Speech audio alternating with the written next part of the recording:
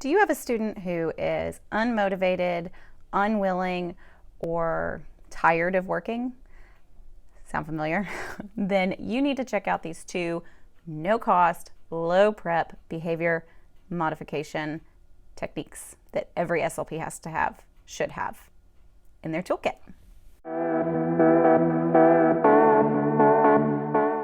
Hey guys, I'm Jessica, and today we're going to talk about behavior management. So I really only have two types of behavior management that I ever really use. The first one is a DOT system, like this. You can see, and this is like literally what I use, 5 circles on a piece of paper. And the other one is a timer. So let me just show you how I use them and why I think they're so great. Okay, let's start with the circle visual cue. So I actually got this from a very good friend of mine. You can make this as simple or as complex as you want it to be, because I am usually really pressed for time. I just do 5 circles on a piece of paper, and I use mini erasers, and I need some sort of reinforcer. For me, it is usually candy. If you have, for some students, candy may not be the best option. So the reinforcer can be whatever it needs to be for your student. It could be iPad time, it could be watching a video, playing with toys, reading a book, playing with a sensory toy, whatever the reinforcer needs to be. So let me show you how it works. Okay, so you will need a piece of paper, and you can draw 5 circles on it. You can get fancy if you want, and you could, make it look all nice, but this will work just fine. So you have your 5 circles, and then you put your reinforcer. What I am working for goes right here. So it can be a picture, it can be the actual starburst, or the jelly bean, or the M&M, or whatever it needs to be. That goes in the bottom. And then as the student is working, if they're on task and they're doing what they're supposed to do, then you put on a mini eraser, or what other kind of marker. People have used dots. They can Velcro them on if you want it to be more portable. For me, working in my room, this has always been just fine. So, you're continuing to do a great job. We're gonna get another mini eraser. Oh, you're doing what I asked. Great job staying on task. Here's another one. And then if they start to become defiant, or they just get tired, they don't want to work anymore, they start making sad choices, then we start taking erasers away. And you remind them, remember, when we fill up all of our circles, that is when you get what you're working for. So the beauty of this system is that you can make it go as fast or as long as you need it to go. So you just use your judgment, and if little Johnny is having a really hard time today and he needs a lot of reinforcement, then you throw those little mini erasers out as fast as you can.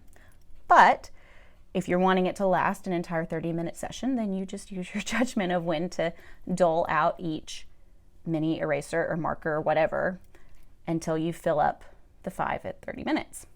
Now, my friend who showed me this, she actually worked in a self-contained autism classroom, and she had like an entire wall of things that the kids could pick for the what I am working for section. And like I said, she used images. So if you wanted to, if this is better for your caseload, you can print out a bunch of pictures and have them somewhere for the student to pick what they're working for. For most of us, I know a lot of us use the candy, but you don't have to. You really don't have to. It's whatever works for you and whatever works for your students and what you need that day. So that is my first one. I'm sure a lot of you have seen both of these, but like I said, these are the only 2 behavior modification things I really use.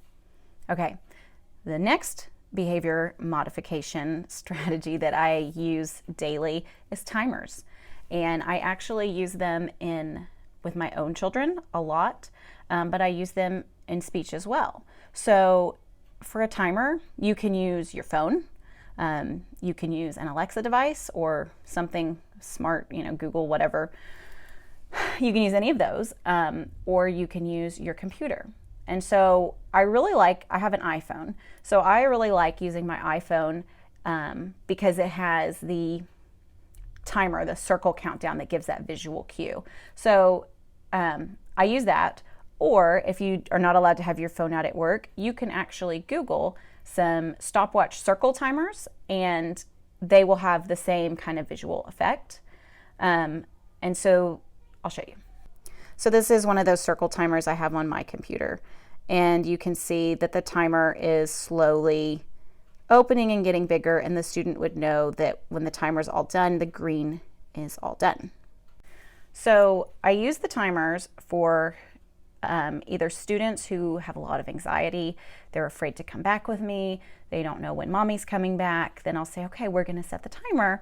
When the timer goes ring, ring, we'll go see mommy. And they know when that timer goes ring, ring, it's time to go, and we'll check back and look at it throughout the session if they're having some anxiety. You can also use it for like a child who doesn't want to do a certain task. For example, they're tired of saying their k sound, because every time they say their k sound, they say it wrong, and so they're frustrated. So you can say, okay, we're going to practice saying our k sound for 2 more minutes. When the timer goes ring, ring, we'll go do something else. So those are the 2 big things that I really use timers for. So like I said, those are no cost, super effective, and easy for you to use. I hope you found this helpful. Please remember to subscribe to the channel and leave me a comment below telling me what your favorite low-cost behavior modification strategy is.